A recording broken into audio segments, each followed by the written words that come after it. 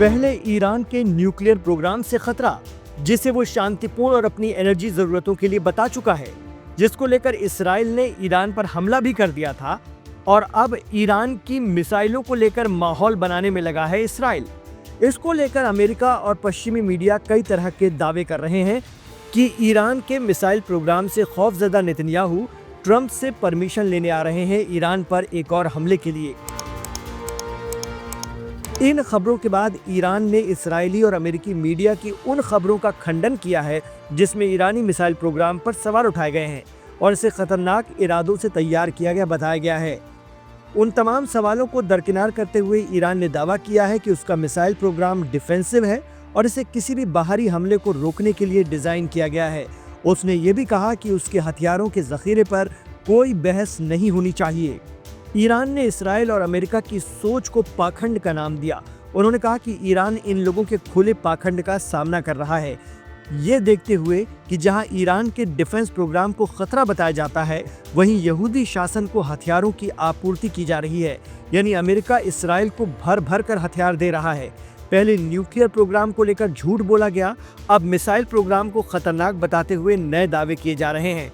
Iran ने कहा कि मीडिया के जरिए जो माहौल बनाया जा रहा है वो भी जंग के बराबर है, जिसे इसराइल और अमेरिका ने शुरू किया है। लेकिन ईरान किसी के आरोपों से पीछे हटने वाला नहीं है। वो अपना मिसाइल प्रोग्राम जारी रखेगा और अपने देश की हिफाजत के लिए जो कदम उठाने होंगे वो उठाएगा। दरअसल जून में हुई 12 दिनों की जंग के बाद से ही इसराइल ईरान की मिसाइलों से खौफ खाता है। उसने तसव्वुर भी नहीं किया था कि ईरान की मिसाइलें इतनी पावरफुल होंगी कि उसका कोना कोना दरक जाएगा। वहीं इस जंग के बाद से ईरान लगातार अपनी मिसाइल ताकत पर काम कर रहा है। खबर है कि ईरान ने एक महीने में 3000 मिसाइलें बनाने की सलाहियत हासिल कर ली है और इसके बाद से ही इसराइल की हालत खराब है, क्योंकि आयरन डोम जैसा एयर डिफेंस सिस्टम भी ईरान की ज्यादातर मिसाइलें नहीं रोक पाया था। इतना ही नहीं, ईरान से चलने वाली वेबसाइट ईरान ऑब्जर्वर के हवाले से दावा किया जा रहा है कि सैटेलाइट तस्वीरें पुष्टि करती हैं कि ईरान में Su-35 फाइटर जेट के लिए बड़े बड़े शेड का काम पूरा हो गया है। वेबसाइट ने एक तस्वीर जारी करते हुए ये बात कही है। एक्सपर्ट कहते हैं कि रूस ईरान के लिए सुखोई 35 फाइटर जेट बना रहा है और 48 में से पहले 16 फाइटर जेट तैयार हैं। सुखोई 35 के आते ही ईरान की हवाई ताकत कई गुना बढ़ जाएगी, जिसमें वो कमजोर माना जाता रहा है।